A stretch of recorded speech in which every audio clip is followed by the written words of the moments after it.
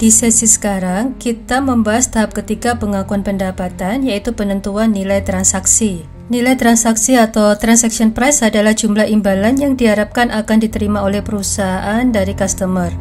Nilai transaksi sering sekali mudah kita tentukan karena jelas disebutkan di dalam kontrak di mana customer bersedia membayar jumlah tertentu dalam waktu tertentu.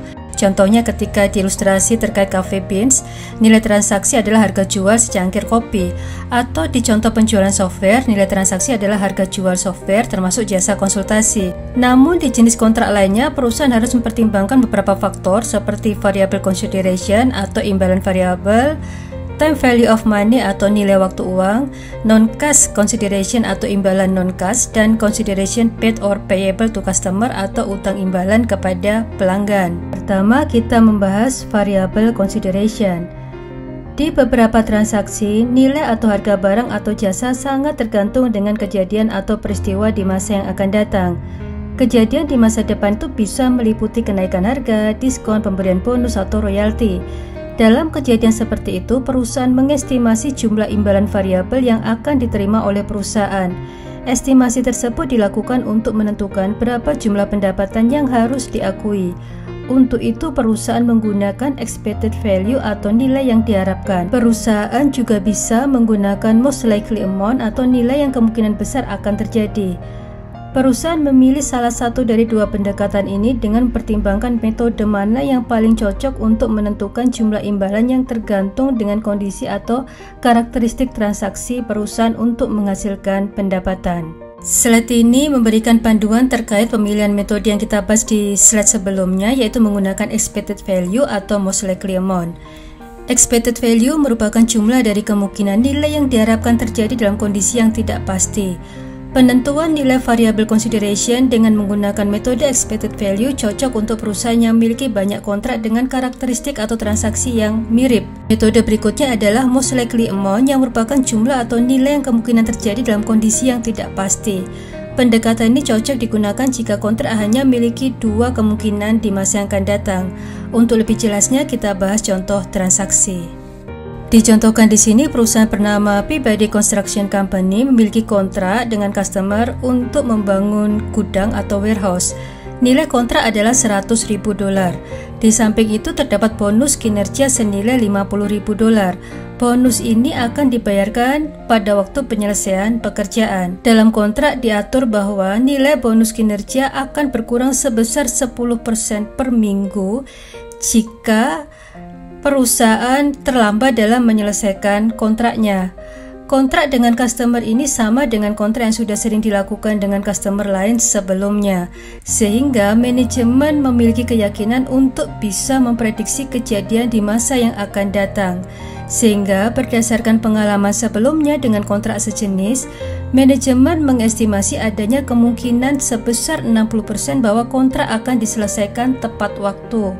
Manajemen juga mengestimasi bahwa kemungkinan sebesar 30% pekerjaan akan terlambat diselesaikan dengan keterlambatan selama 1 minggu, dan juga mengestimasi bahwa akan terlambat selama 2 minggu, dan diestimasi terdapat kemungkinan sebesar 10% bahwa pekerjaan akan terlambat selama 2 minggu. Sekarang kita harus menentukan pendapatan yang bisa diakui berdasarkan transaksi ini. Slide di sini menunjukkan cara perhitungannya. Nilai transaksi seharusnya melibatkan estimasi manajemen atas jumlah imbalan yang akan didapatkan. Selanjutnya, berdasarkan transaksi tersebut, manajemen memutuskan menggunakan pendekatan expected value. Dari soal tadi, kita mengetahui bahwa manajemen mengestimasi terdapat 60% kemungkinan pekerjaan diselesaikan tepat waktu. Oleh sebab itu, kita kalikan 60% dengan nilai kontrak, yaitu $150.000. $150.000 di sini merupakan kontrak konstruksi sebesar 100.000 ditambah dengan bonus $50.000. Kita libatkan semua bonus kinerja $50.000 karena ini adalah nilai yang diestimasi akan didapatkan jika pekerjaan selesai tepat waktu. Jadi jika pekerjaan selesai tepat waktu, maka akan mendapatkan bonus sebesar $50.000. Kemudian manajemen juga mengestimasi bahwa pekerjaan bisa terlambat 1 minggu dari jadwal yang sudah ditentukan. Kemungkinan terlambat itu sebesar 30%. Oleh sebab itu, maka kita menghitung dengan mengalihkan 30% itu dengan 145.000 dolar. Dari mana 145.000 dolar ini? Kita ilustrasikan dulu yang tepat waktu. Kita tadi langsung mengalihkan 60% dengan 150.000 dolar untuk estimasi pekerjaan tepat waktu. Jadi jika tepat waktu, perusahaan akan mendapatkan bonus 100% dikalikan dengan 50.000. Oleh sebab itu, kita tidak langsung melibatkan 150.000 dolar yang kita kalikan dengan 60%. Kemudian, jika terlambat, maka jelas perusahaan tidak akan mendapatkan bonus total 50.000 dolar, atau pada akhirnya tidak akan mendapatkan 150.000 dolar karena terdapat pengurangan bonus setiap minggunya terhitung dari jadwal yang telah ditetapkan untuk penyelesaian kontrak. Tadi disebutkan terdapat pengurangan bonus sebesar 10% setiap minggunya terhitung dari jadwal yang telah disepakati. Oleh sebab itu, jika manajemen mengestimasi terdapat keterlambatan 1 minggu, maka akan terdapat pengurangan bonus sebesar 10%, sehingga bonus yang diterima adalah sebesar 90%. Nah, inilah kenapa angka 145.000 muncul yang merupakan penjumlahan dari 100.000 dolar ditambah dengan bonus yang diestimasi akan diterima jika terlambat 1 minggu. Sehingga bonus yang dilibatkan dalam perhitungan di sini adalah sebesar 50.000 dikalikan 90% yaitu 45.000 dolar. Berdasarkan perhitungan itu, maka kita menghasilkan nilai 43.500 dolar. Kemudian manajemen juga mengestimasi terdapat kemungkinan 10% terlambat selama 2 minggu. Nah, karena terlambat 2 minggu, maka akan terdapat pengurangan bonus sebesar 10% kalikan 2 minggu yaitu 20%. Oleh sebab itu, maka bonus yang diterima jika terlambat 2 minggu adalah sebesar 80%. Sehingga bonus yang diterima sejumlah 80% dikalikan 50.000 menghasilkan angka 40.000 dolar. Dan kita jumlahkan 40.000 dolar ini dengan 100.000 sehingga menghasilkan nilai akhir 14.000 dolar. Sekarang kita jumlahkan 90.000 dolar dengan 43.500 dolar dan 14.000 dolar yang menghasilkan nilai 147.500 dolar. Jadi inilah nilai estimasi pendapatan yang akan diterima oleh perusahaan. Dengan kata lain, itulah nilai transaksi pendapatan berdasarkan perhitungan expected value. Nilai estimasi ini harus selalu diupdate setiap tanggal pelaporan keuangan. Jadi yang kita pelajari ini adalah estimasi berdasarkan expected value. Pendekatan most likely outcome biasanya digunakan untuk transaksi yang lebih mudah dapat diprediksi. Jadi bisa saja hanya terdapat 2 kemungkinan. Contoh sebelumnya kan terdapat lebih dari 2 kemungkinan bahwa pekerjaan bisa diselesaikan tepat waktu atau tidak. Nah, most likely outcome di sini diterapkan jika manajemen yakin bahwa pekerjaan akan diselesaikan tepat waktu, sehingga nilai transaksi adalah 150.000 dolar dengan kemungkinan ketepatan waktu itu adalah 60%. Kita telah mempelajari penentuan nilai transaksi dengan menggunakan variable consideration. Sekarang kita mempelajari cara penentuan nilai transaksi berdasarkan time value of money. Waktu pembayaran transaksi oleh customer kadang tidak terjadi di waktu yang sama dengan penyerahan barang atau jasa ke customer. Seringkali perusahaan menerima pembayaran setelah perusahaan menyerahkan produk atau jasa ke customer. Dalam kejadian seperti ini, perusahaan sebenarnya menyediakan pendanaan untuk customer tersebut. Di slide ini disebutkan ketika kontrak penjualan melibatkan komponen financing atau pendanaan, maka akan terdapat beban bunga atas imbalan yang akan diterima. Kemudian perusahaan juga harus mempertimbangkan fair value dari transaksi dengan cara menghitung imbalan yang diterima dengan melibatkan tingkat bunga.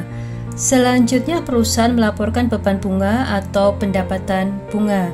Untuk lebih jelasnya kita bahas contoh soal terkait ini. Diilustrasikan pada tanggal 1 Juli 2019, perusahaan bernama SCK Industries menjual barang ke Grand Company senilai 900.000 dolar. Pembayaran dilakukan oleh customer secara kredit melalui wesel dengan jangka waktu 4 tahun. Wesel tersebut tergolong zero interest bearing note dengan nilai nominal 1.416.163 dolar. Bunga wesel adalah 12%.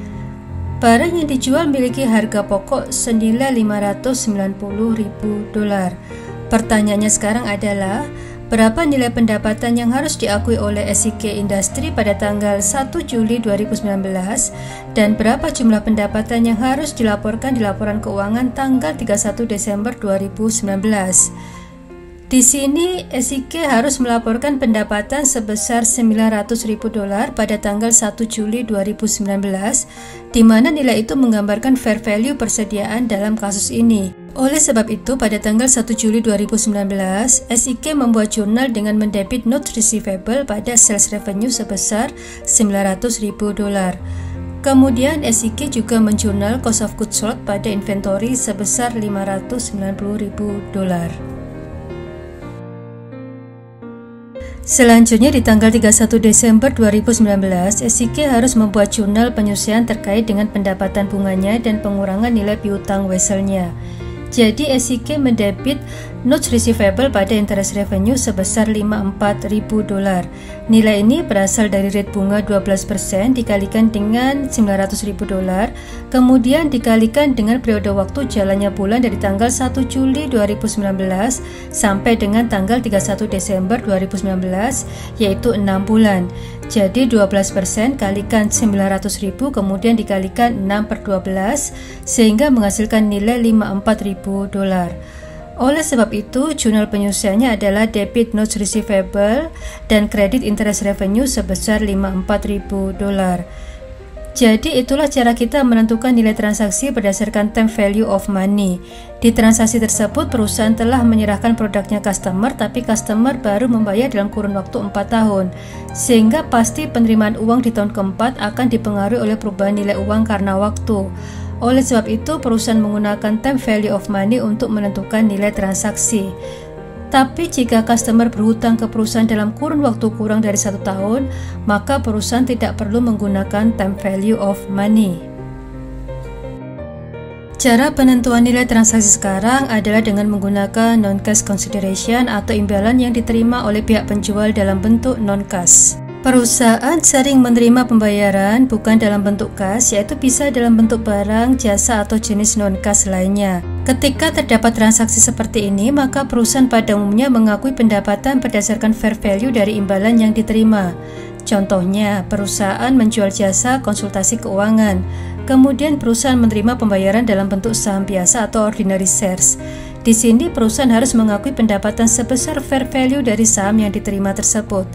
Jika perusahaan tidak dapat menentukan fair value dari saham, maka perusahaan harus mengestimasi harga jual dari jasa konsultasi yang dia berikan dan mengakui nilai itu sebagai pendapatan.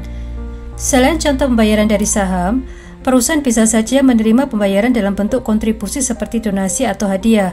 Kontribusi sering dalam bentuk aset seperti surat berharga, tanah, gedung, atau penggunaan suatu fasilitas.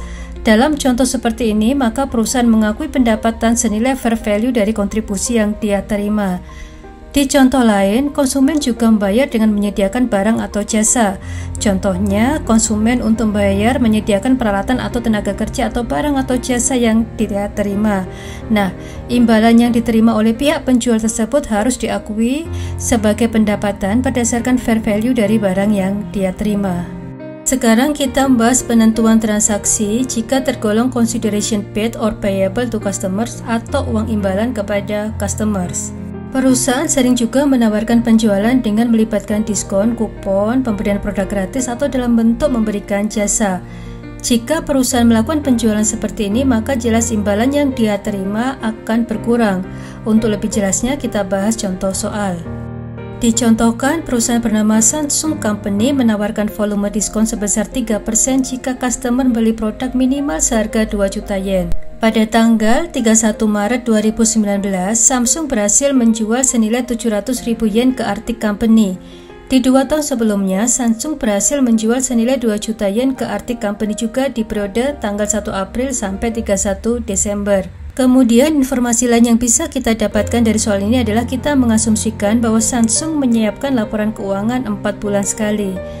Sekarang, pertanyaannya adalah berapa pendapatan yang harus diakui Samsung di periode tersebut di tahun 2019? Dalam contoh ini, Samsung Company harus mengurangi nilai pendapatannya sebesar 21.000 yen dari 3% dikalikan 700.000 yen karena terdapat kemungkinan bahwa Samsung akan memberikan volume diskon ini. Oleh sebab itu, pendapatan diakui sebesar 700.000 yen dikurangi dengan 21.000 yen sehingga pendapatan yang diakui adalah sebesar 679.000 yen. Jadi Samsung tidak mengakui pendapatan sebesar 700.000 yen. Berdasarkan itu, maka Samsung membuat jurnal tanggal 31 Maret 2019 adalah dengan mendebit account receivable dan mengkredit sales revenue sebesar 679.000 yen. Jika konsumen memanfaatkan diskon tersebut, maka Samsung akan menerima uang sebesar 679.000 yen, sehingga jurnalnya adalah kas pada account receivable sebesar 679.000. Jika customer tidak memanfaatkan diskon, maka Samsung membuat jurnal dengan mendebit kas 700.000 karena pasti customer membayar penuh tanpa kena diskon.